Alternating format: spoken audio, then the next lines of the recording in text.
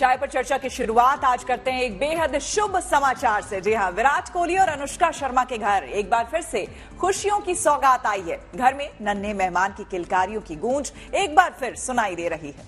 विराट अनुष्का के घर इस बार बेटे ने जन्म लिया है। दोनों ने सोशल मीडिया पे इसकी जानकारी दी, जिसके बाद बधाइयों का सिलसिला शुरू हो गया। सचिन से लेकर युवराज और हरभजन तक ने विराट अनुष्का को बधाई दी है।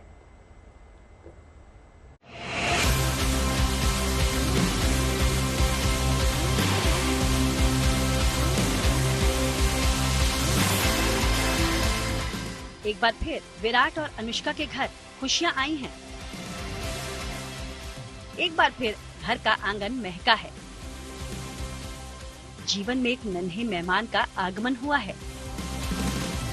विराट और अनुष्का के घर एक बार फिर किलकारी गूंजी है।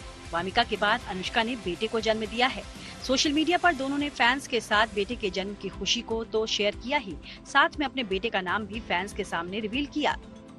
विराट और अनुष्का ने सोशल मीडिया पर पोस्ट कर दूसरे बच्चे के जन्म की जानकारी अपने फैंस के साथ शेयर की। उन्होंने लिखा, भरपूर खुशी और प्यार से भरे दिल के साथ हम सभी को ये बताते हुए खुशी हो रही है कि 15 फरवरी को हमने अपने बच्चे अकाय और वामिका के छोटे भाई का इस दुनिया में वेलकम किया। हम अपनी जिंदगी के इस खूबसूरत वक्त में आपकी दुआएं और शुभकामनाएं चाहते हैं। बेटे का नाम जितना यूनिक है उतना ही खास भी है, क्योंकि तुर्की की भाषा में अकाय का अर्थ होता है चमकता हुआ चांद।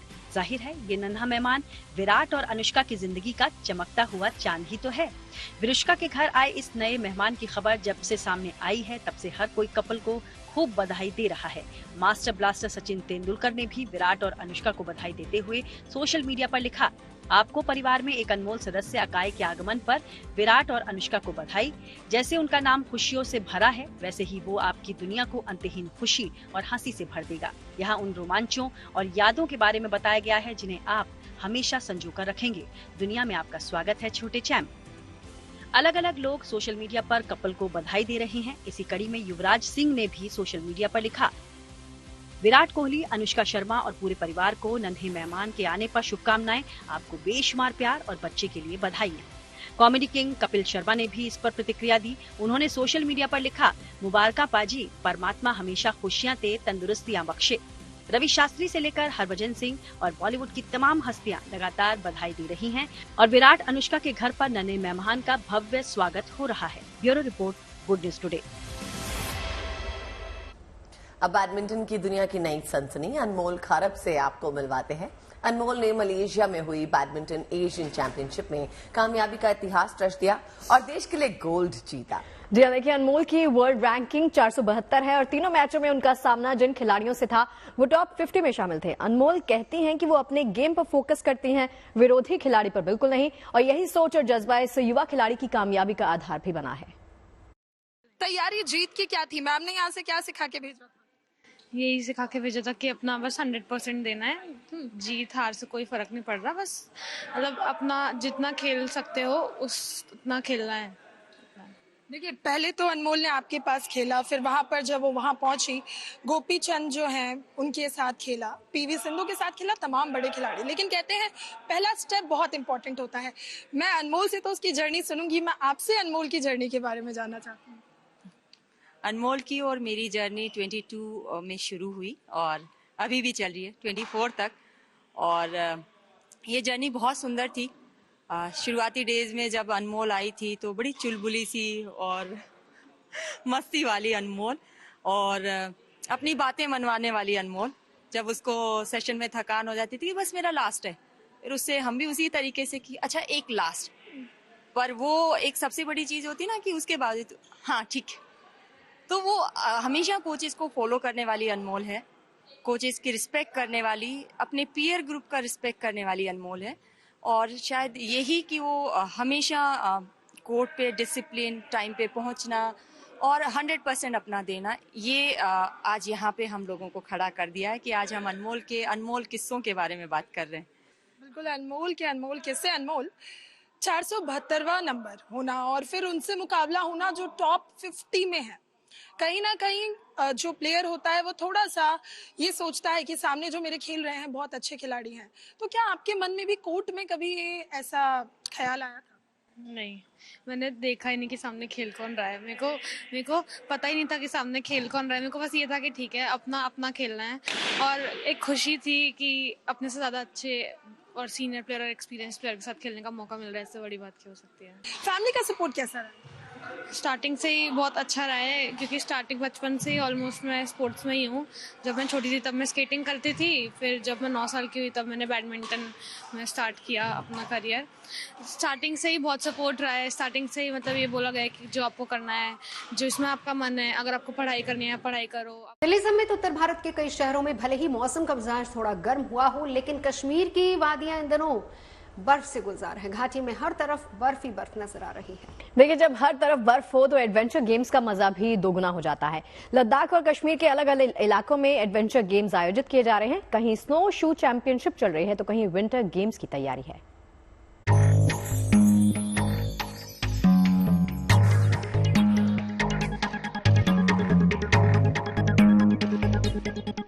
जम्मू कश्मीर में इन दिनों लोग सिर्फ घूमने के लिए ही नहीं, बल्कि बर्फीली चोटियों पर रोमांचक खेलों का मजा लेने भी पहुंच रहे हैं।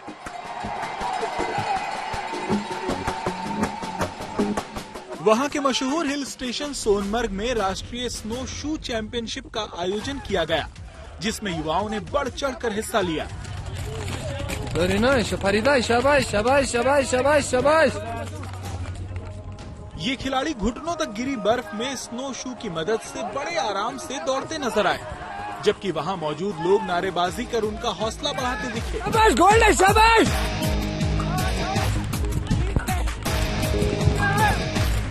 गोल्ड है भाई, गोल्ड। फिर विजेता खिलाड़ियों को मेडल देकर सम्मानित किया गया।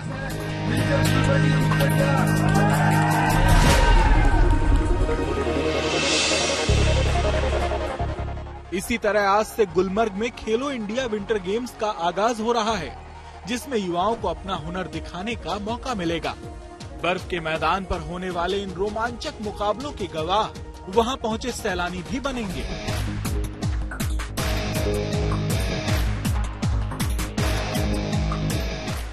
वहीं एक दिन पहले लद्दाख में पैंगोंग झील के किनारे भी एक दौड़ प्रतियोगिता हुई, जिसमें 7 देशों के करीब 120 रनर ने हिस्सा लिया।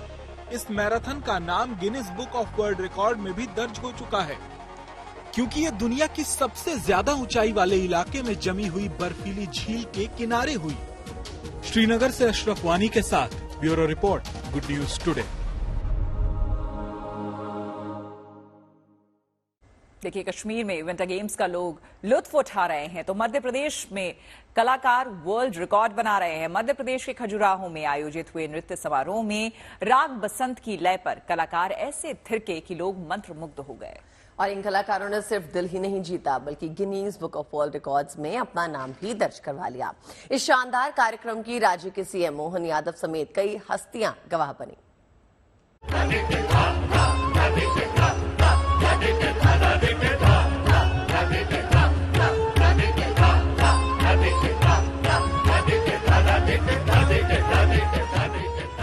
ये भव्य खूबसूरत तस्वीरें खजुराहो की हैं, जहां 1484 कलाकारों ने कथक नृत्य के जरिए दिल जीत लिया।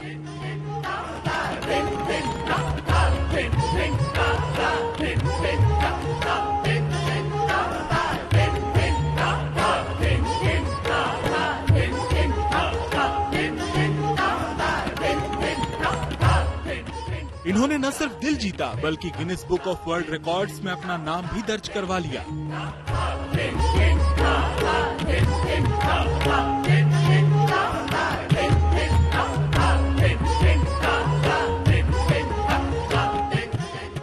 ये मौका रहा खजुराहो नृत्य समारोह का, जहां राग बसंत की लय पर ये कलाकार ऐसे थिरके कि लोग मंत्रमुग्ध हो गए।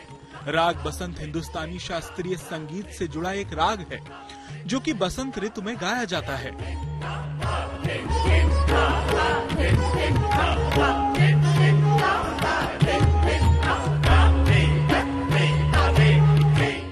इस शानदार कार्यक्रम की राज्य के सीएम मोहन यादव समेत कई हस्तियां भी गवाह बनी। कलाकारों ने अपनी साधना के बलबूते पर गिनीज बुक ऑफ वर्ल्ड का रिकॉर्ड बना है। ये रिकॉर्ड हमारे को अपनी नृत्य की शास्त्रीय नृत्य की, लोक नृत्य की एक लंबी परंपरा पे विश्वास के लिए एक तरह से प्रतीक बन के आया और हमारे लिए गौरव करने की बात है। 50 वर्ष स्वर्ण जयंती वर्ष चल रहा है खजुराहो महोत्सव का। खास बात ये रही कि इस आयोजन में बड़ी संख्या में महिला कलाकारों और विदेशियों ने भी हिस्सा लिया।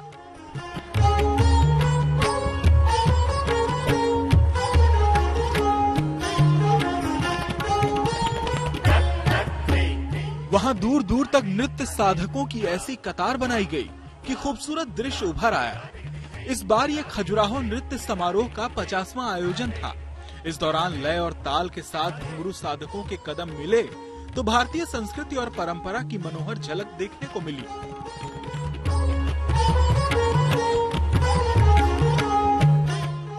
ऐसे में ये 64 कलाओं की विभिन्न कलाओं के माध्यम से संसार हमसे परिचय पाए, संसार में हम उनका एक तरह से ज्ञान ज्योति फैलाएं। मेरी अपनी ओर से उस गुरुकुल की स्थापना करने की मैं घोषणा करता हूं।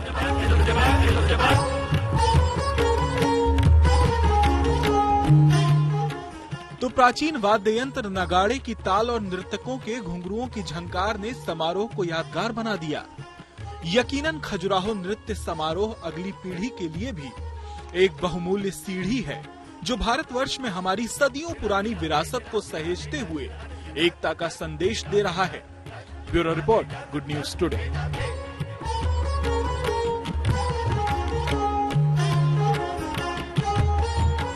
गीतकार गुलजार साहब को ज्ञानपीठ पुरस्कार से सम्मानित किया जाएगा। हाल ही में इसका ऐलान किया गया है। ज्ञानपीठ पुरस्कार चयन समिति ने इस साल जगत गुरु रामभद्राचार्य और गीतकार गुलजार के नामों का चयन किया है। उर्दू के लिए मशहूर गीतकार गुलजार और संस्कृत के लिए जगत गुरु रामभद्राचार्य को 58वां ज्ञानपीठ सम्मान दिया जाएगा। ये दोनों ही हस्तियां अपने अपने क्षेत्र में काफी मशहूर हैं। गुलजार जी तमाम फिल्मों में गीत लिखने के अलावा गजल और कविता के क्षेत्र में मशहूर है। ये सम्मान मिलने की खुशी पर पहली बार गुलजार साहब की प्रतिक्रिया सामने आई है। क्या कहना उनका, आइए सुनवाते हैं। शुक्रिया अदा करना चाहता हूँ लोगों का जिन्होंने ज्ञानपीठ अवार्ड में मेरा चुनाव किया।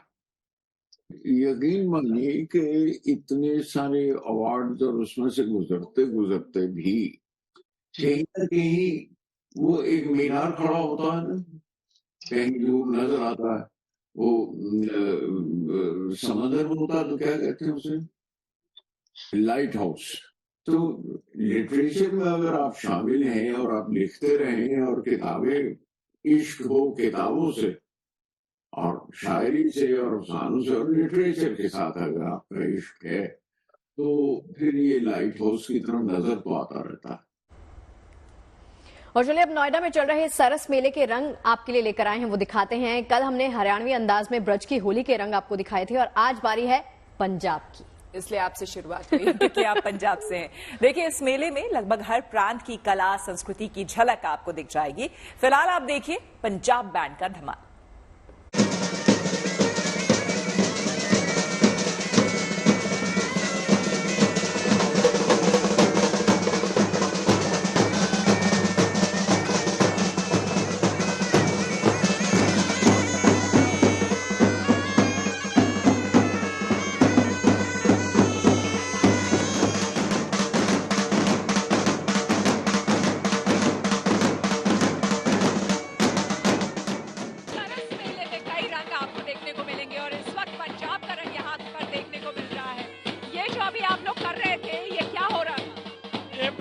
मशहूर पाइप बैंड है बैक पेपर पाइप बैंड। ये नोएडा हाट में जो आजीविका मेला होता है, हर एक साल होता है। हर एक साल हमें इसे बुलाया जाता है। हम लोगों को मनोरंजन के लिए हमें बुलाया जाता है। बहुत ही अच्छा पंजाब का संगरूर का बैक पेपर पाइप बैंड है, न्यू अमन पाइप बैंड। कितनी तैयारी करनी पड़ती है इसको करने के? ये शो करने के लिए एक साल लगता है हमें तैयारी करने के लिए। इतना समय चाहिए? हाँ जी, हाँ जी, हाँ जी। यहाँ आप लोग कितने लोगों का ग्रुप आया हुआ है? ये जहाँ पर ग्रुप आया है 7 आदमी।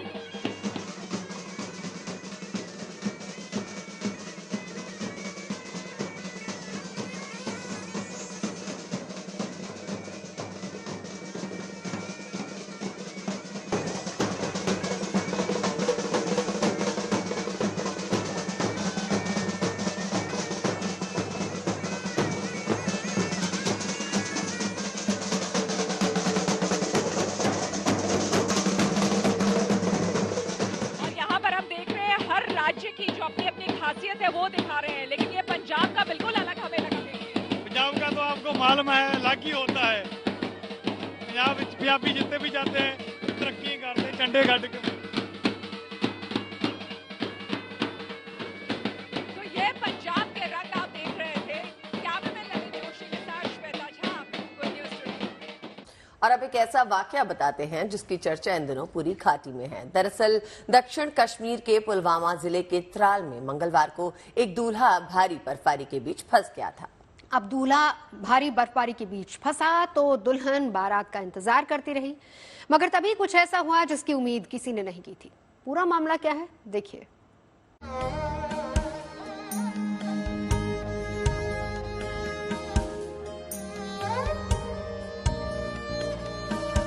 अमूमन दूल्हा फूलों से सजी कार में अपनी दुल्हन को ब्याहने जाता है।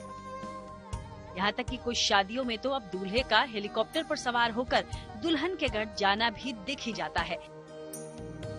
मगर जम्मू कश्मीर में इन दिनों हो रही गजब बर्फबारी के बीच ये दूल्हे मियाँ कुछ ऐसे फंसे कि हालात से निकलना नामुमकिन सा लग रहा था। त्राल के बरेन पथरी गांव के रहने वाले दूल्हे मियाँ मुख्तार अहमद गुजर के सामने ये बर्फीला माहौल किसी सिरदर्द से कम नहीं था। शादी का मुहूर्त निकले जा रहा था और बर्फबारी बंद होने का नाम ही नहीं ले रही थी। उनके घर वालों की लड़की वालों के घर तक पहुंचने की आस मानो खत्म हो चली थी। लेकिन इसी दौरान सीआरपीएफ की 180वीं बटालियन मुख्तार अहमद के लिए मानो फरिश्ता बनकर आ गई, जिसने उन्हें सुरक्षित तरीके से दुल्हन के घर तक पहुंचा दिया। भारतीय सेना के जवानों ने न केवल रास्ते से बर्फ को हटाया बल्कि अपनी बख्तरबंद गाड़ी में बैठाकर दूल्हे को यहाँ के गुटरू गांव में इंतजार कर रही उनकी दुल्हन तक पहुँचा दिया। पहला दूल्हा होगा जो सीआरपीएफ ने यहाँ रेस्क्यू करके बड़ी मुश्किल से इनको हमारी गाड़ी में ले जाके इनका शादी शांतिपूर्वक और सेफ्टी से हम सफलतापूर्वक इसकी शादी करवाएंगे। तो बधाई आपके फादर साहब ने उनको फोन किया। इस तरह से देखा जाए तो आतंकियों से लोहा लेने वाले सीआरपीएफ के जवान उस दौरान कुछ देर के लिए ही सही बाराती बन गए थे। त्राल के इस इलाके में यह अनोखी शादी बेशक चर्चा का विषय बनी हुई है, मगर इलाकाई लोग शादी जैसे सामाजिक काम को संपन्न कराने के लिए सीआरपीएफ की इस पहल को भी सलाम करना नहीं भूल रहे।